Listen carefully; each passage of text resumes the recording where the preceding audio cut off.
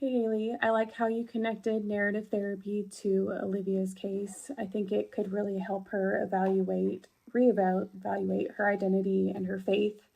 And I feel like that's especially fitting given how much shame she's carrying from her past and her current situation that she's in. Building on narrative therapy, when we look more closely at Olivia's feelings of overwhelm, it seems layered.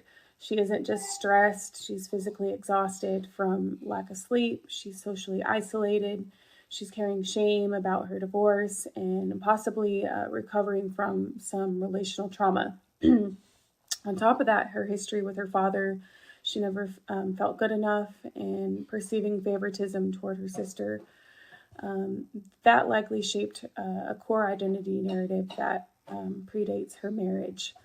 So when she says she feels not when she's not good enough, it may not just be about her current circumstances. It could be an old story resurfacing under the stress that she's currently in.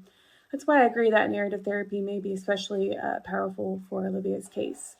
Corey explained that externalizing problem saturated stories allows clients to separate themselves from deeply ingrained narratives. In Olivia's case, separating herself from the not good enough belief could create space to examine where that story originated and whether it actually aligns with truth.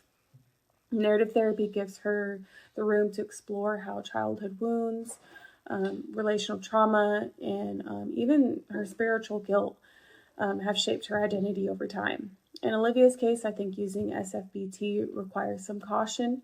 Tan explained that brief therapies may move too quickly toward solutions and minimize what's really going on under the surface with the client. While I agree with that, SFBT focuses on small steps and hope. Olivia may need space to process some deep seated emotions related to her situation. Scripture tells us to bear one another's burdens and be quick to listen and slow to speak. So in this case with Olivia, it's okay to dive into her false narrative she has created about herself and just patiently sit with her in these unsettling moments. Then move to a SFBT approach. Also, I wanted to point out that praying before a session serves as a reminder for the counselor to approach the work with humility. It helps the counselor recognize their limitations in understanding the full depth of Olivia's shame or trauma.